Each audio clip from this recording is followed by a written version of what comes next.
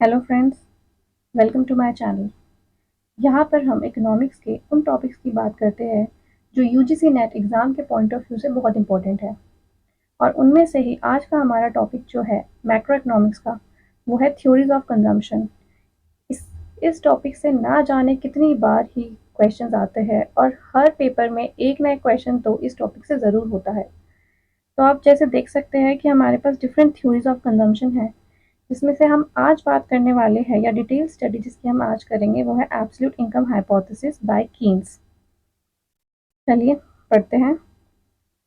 अब जो absolute income hypothesis है, इसको हम फंडामेंटल साइकोलॉजिकल लॉ के नाम से भी जानते हैं। अब इस हाइपोथेसिस को समझाने के लिए कीन्स ने हमें एक इक्वेशन दी और हमें क्या बताया कि हमारी जितनी भी कंजम्पशन है वो हमारी किस पे डिपेंड करती है, डिस्पोजेबल इनकम पे डिपेंड करती है। और जो इक्वेशन दी उसने वो कुछ इस तरह से थी। हाइपोथेसिस को समझाने के लिए कीन्स ने जो इक्वेशन दी वो थी C is equals to C bar plus small C by D. C bar क्या होता है? ऑटोनॉमस कंजम्पशन, जो कि हमेशा पॉजिटिव रहती है। क्यों? क्योंकि हमारी अगर इनकम ज़ीरो भी है तब भी हम कुछ ना कुछ तो कंज्यूम करेंगे ही। और अगर हमारी इनकम नहीं है तो हम वो कहाँ से कंज्यूम करेंगे? या तो हम वो डिसेव करेंगे अपना, या फिर हम बोरो करेंगे। तो इसलिए सी बार हमेशा पॉजिटिव रहेगा। प्लस स्मॉल सी एमपीसी। एमपीसी को हम इंड्यूस्ड कंजम्पशन भी कहते हैं। इंड्यूस्ड किससे होती है? ये इंड्यूस्ड होती है हमारी इनकम से या डिस्पोजेबल इनकम से। अब डिस्पोजेबल इनकम वाई डी और इनकम में क्या डिफरेंस है?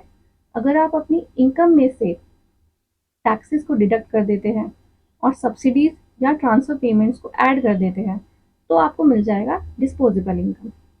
तो उसने जो रिलेशनशिप बताया वो कंजम्पशन और इनकम में बताया कि ये डिपेंड करता है, जो इनका रिलेशनशिप है वो डिपेंड करता है साइकोलॉजिकल लॉ ऑफ कंजम्पशन से। अब साइकोलॉजिकल लॉ क्या मतलब? कि लोगों की साइकोलॉजी कैसी होती है। एक बेसिक साइकोलॉजी लोगों की क्या है कि अगर आज उनकी इनकम सपोज 1000 है तो वो उसमें और कल उनकी इनकम 1500 हो गई तो जो उनकी कंजम्पशन है वो भी इंक्रीज कर जाएगी। और अगर आज आपकी जॉब नहीं है, कल आपकी जॉब लग जाती है तो ऑब्वियस सी बात है आप भी अपनी कंजम्पशन इंक्रीज कर दोगे। तो एक बेसिक साइकोलॉजी उसने बताई है और उसी पे डिपेंड करता है हमारा कंजम्पशन और इनकम का रिलेशनशिप। अब लेकिन उसने एक बात इसके साथ और बताई कि अगर हमारी इनकम जितने भी रेट से इंक्रीज होगी हमारी कंजम्पशन सेम रेट से इंक्रीज नहीं होगी बल्कि कम रेट से होगी।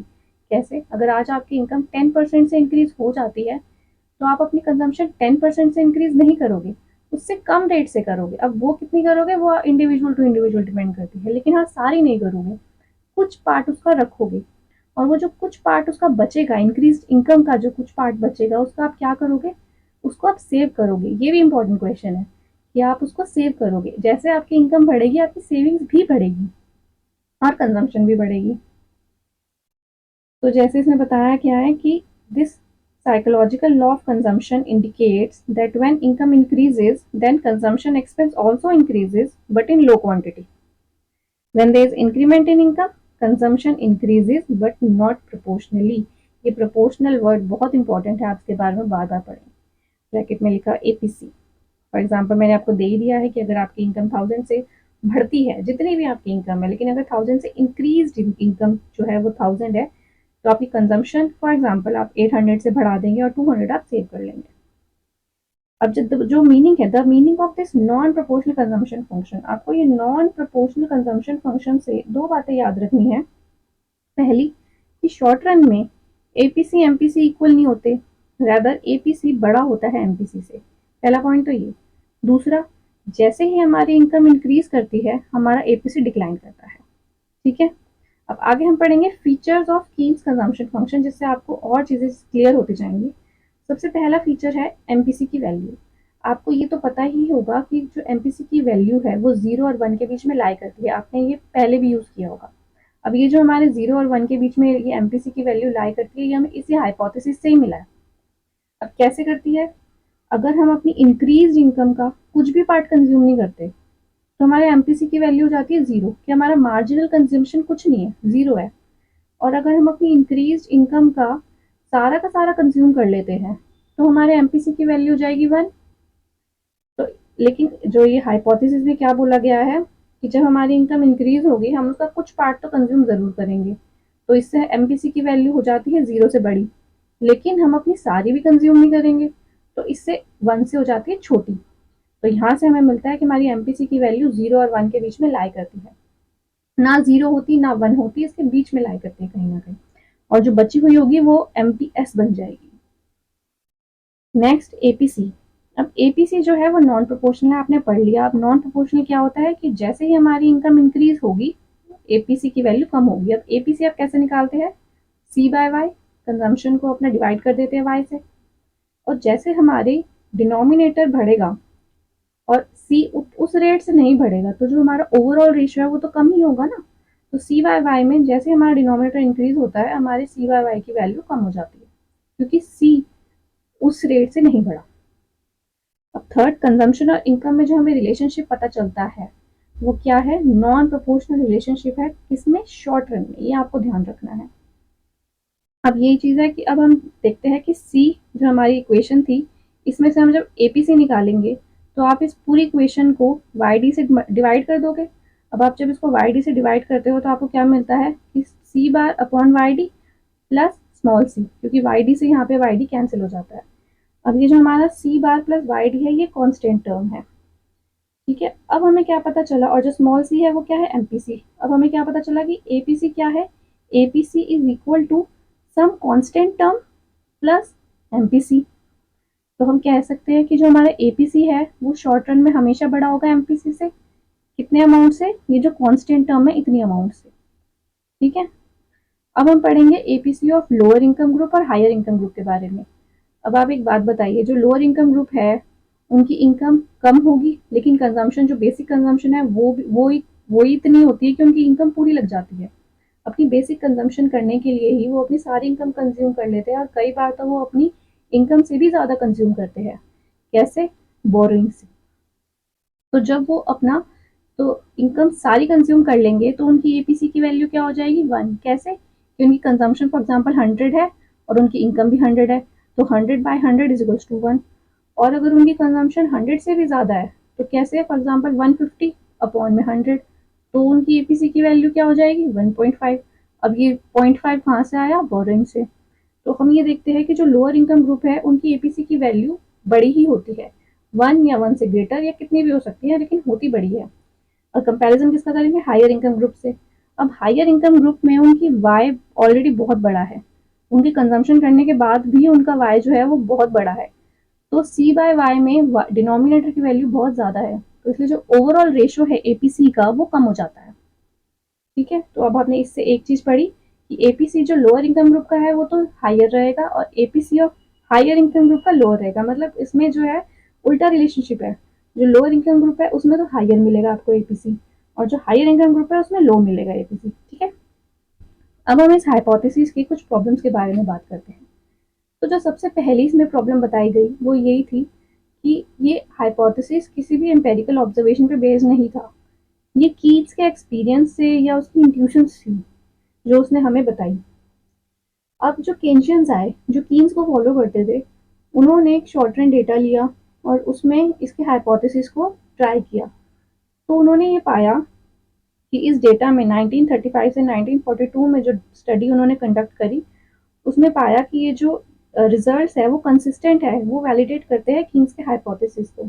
कौन से रिजल्ट्स, कि हमारे पास एक कि सी बार होता है, ऑटोनॉमस कंजम्पशन होती है, जैसे ही हमारा एपीसी, जैसे ही हमारी इनकम इंक्रीज होती है हमारा एपीसी डिक्लाइन करता है, और एपीसी की वैल्यू एमपीसी से ग्रेटर देन एमपीसी होती है। ये उन्होंने पाया कि स्टडी में ये सब कंसिस्टेंट है। फिर आए हमारे साइमन कुजनेट, उन्होंने लॉन्ग रन डेटा लिया, कहाँ से कहाँ तक का, 1869 से 1929 का उन्होंने डेटा लिया। फिर उन्होंने क्या पाया कि इस सेक्युलर टाइम सीरीज डेटा में, सेक्युलर मतलब long run time series data में, ये थ्योरी या ये हाइपोथेसिस वैलिडेट नहीं करता, कॉन्ट्राडिक्टिंग रिजल्ट्स आते हैं। क्या रिजल्ट्स मिले उनको, उनको मिला कि जो हमारा ऑटोनॉमस कंजम्पशन है वो है ही नहीं, हमारी कोई ऑटोनॉमस कंजम्पशन नहीं होती लॉन्ग रन में, हमारी कंजम्पशन सिर्फ और सिर्फ इनकम पे डिपेंड करती है, हमारी मिनिमम कंजम्पशन कुछ है ही नहीं। तो नो सी बार, जो हमने इक्वेशन पढ़ी थी उसमें सी बार एग्जिस्ट नहीं करता। सेकंड, हमारे पास लॉन्ग रन कंजम्पशन फंक्शन एक प्रोपोर्शनल फंक्शन है। प्रोपोर्शनल कैसे?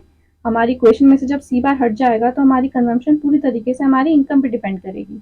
और इसी से हमें क्या पता चलता है कि एपीसी और एमपीसी भी इक्वल है और एपीसी की वैल्यू कांस्टेंट है। कैसे? आइए देखते हैं। जब हमारी इक्वेशन थी c is equals to small C y, अब इसमें से आप एपीसी कैसे निकालोगे? इसको डिवाइड कर दोगे y से। जब आपने y से डिवाइड किया तो y और y कैंसिल हो गया, हमारे पास आ गया स्मॉल सी। स्मॉल सी मतलब एमपीसी। तो यहाँ से हम कह सकते हैं कि एपीसी और एमपीसी इक्वल है। और उन्होंने बताया कि जो एमपीसी की वैल्यू है, एमपीसी की या एपीसी की वैल्यू, वो फेयरली स्टेबल रहती है 0.9 के आसपास। ठीक है। और जो हमारा लॉन्ग रन कंजम्पशन फंक्शन है वो प्रोपोर्शनल है, जो हम पढ़ चुके हैं, और वो स्टार्ट करता है ओरिजिन से। अभी ओरिजिन से कैसे स्टार्ट करेगा उसका ग्राफ, वो भी आगे देखेंगे। अब एक एग्जांपल लीजिए कि अगर हमारी इनकम फॉर एग्जांपल 1000 है तो हमारी कंजम्पशन कितनी हो जाएगी? 0.9 इंटू 1000 इज इक्वल टू 900, तो हमारी कंजम्पशन हो जाएगी 900। और अगर हमारी इनकम 10,000 है तो हमारी कंजम्पशन हो जाएगी 9000। आई होप आपको ये समझ में आ रहा होगा मैंने जीरो पॉइंट वैल्यू कहाँ से ली। मैंने ये जीरो पॉइंट वैल्यू ली एमपीसी की वैल्यू जो हमें दे रखी है कुजनेट ने, और ये इक्वेशन मैंने ली यहाँ से c is equals to small C Y. Small C में मैंने 0.9 की वैल्यू पुट कर दी और y मैं अपने अकॉर्डिंग चेंज कर रही हूँ। अभी ग्राफ देख लीजिए। अब शॉर्ट रन कंजम्पशन फंक्शन का ग्राफ कुछ इस तरह से बनता है, जो स्टार्ट होता है y एक्सिस से, c बार से। अब ये इसकी वैल्यू का क्या आएगी? जो हमने सबसे पहले पढ़ा था, c बार की जो वैल्यू होगी हमारी पॉजिटिव ऑटोनॉमस कंजम्पशन जो होगी, वो ये वैल्यू है। और इसका स्लोप कैसे कैसे जाएगा? जो है एमपीसी स्मॉल सी, ये उसका स्लोप हो जाएगा। अब जो लॉन्ग रन कंजम्पशन फंक्शन है, इसमें क्या डिफरेंस होगा कि ये स्टार्ट होगा ओरिजिन से। क्यों? क्योंकि इसमें सी बार नहीं है। अगर हमारी इनकम जीरो है तो हमारी कंजम्पशन भी जीरो है। ऐसा किसने बोला? कुजनेट ने। और यहाँ पे हमारी इनकम अगर जीरो है तब भी हम कुछ ना कुछ तो कंज्यूम कर ही रहे हैं, तो इसलिए ये स्टार्ट होता है सी बार से। अब जो हमने इस थ्योरी में पढ़ा उसको एक बार रिवाइज कर लेते हैं। सबसे पहले हमने दो तरह के डेटा पढ़े, शॉर्ट रन डेटा और long run data. Short run किसने दिया था? कीन्स ने। कौन फॉलो करता है? केंजियंस। और लॉन्ग रन कुजनेट। अब शॉर्ट रन को हम साइक्लिक डेटा भी बोलते हैं, साइक्लिक टाइम सीरीज डेटा भी बोलते हैं। इसमें क्या होता है रिलेशनशिप? कंजम्पशन और इनकम में नॉन प्रोपोर्शनल रिलेशनशिप होता है और इसमें ऑटोनोमस कंजम्पशन एग्जिस्ट करती है, हमारा सी बार एग्जिस्ट करता है। Declining APC and MPC. Declining APC हम पढ़ चुके हैं कि नॉन प्रोपोर्शनल है, तो जैसे हमारी इनकम इंक्रीज होगी हमारा एपीसी डिक्लाइन करेगा। और क्योंकि हमारा एपीसी हमेशा एमपीसी से ग्रेटर रहता है, तो अगर एपीसी कम होगा तो ऑब्वियस सी बात है एमपीसी भी तो कम होगा। फिर हम पढ़ते हैं लॉन्ग रन के बारे में। अब लॉन्ग रन कुजनेट ने जो दिया उसको हम सेक्युलर टाइम सीरीज डेटा के नाम से भी जानते हैं। इसमें जो रिलेशनशिप होता है कंजम्पशन और इनकम में, वो प्रोपोर्शनल होता है। प्रोपोर्शनल मतलब जिस रेट से हमारी इनकम बढ़ेगी उसी रेट से हमारी कंजम्पशन भी बढ़ेगी। इसमें कोई भी ऑटोनॉमस कंजम्पशन नहीं है, सी बार एग्जिस्ट नहीं करता। कांस्टेंट वैल्यू है एपीसी की और एपीसी इक्वल है एमपीसी के। ये सब हम प्रूव कर ही चुके हैं। आई होप आपको आज की क्लास समझ में आई होगी। आपको एब्सोल्यूट इनकम हाइपोथेसिस की जो भी इंपॉर्टेंट टॉपिक्स है वो मैंने जो भी इंपॉर्टेंट पॉइंट्स है वो मैंने आपको बता दिए। अगर फिर भी आपको कुछ प्रॉब्लम है या कोई आपका क्वेश्चन है तो आप मुझे कमेंट सेक्शन में लिख सकते हैं। नेक्स्ट हम पढ़ेंगे रिलेटिव इनकम हाइपोथेसिस बाय ड्यूसेनबेरी। आज हमने ये कीन्स का और ये कुजनेट पजल, जो ये कॉन्ट्राडिक्टिंग रिजल्ट्स आए, इसी को हम कुजनेट पजल बोलते हैं। आज हमने फर्स्ट और सेकंड के बारे में पढ़ लिया है। अब हम नेक्स्ट वीडियो में पढ़ेंगे relative income hypothesis. Thank you so much.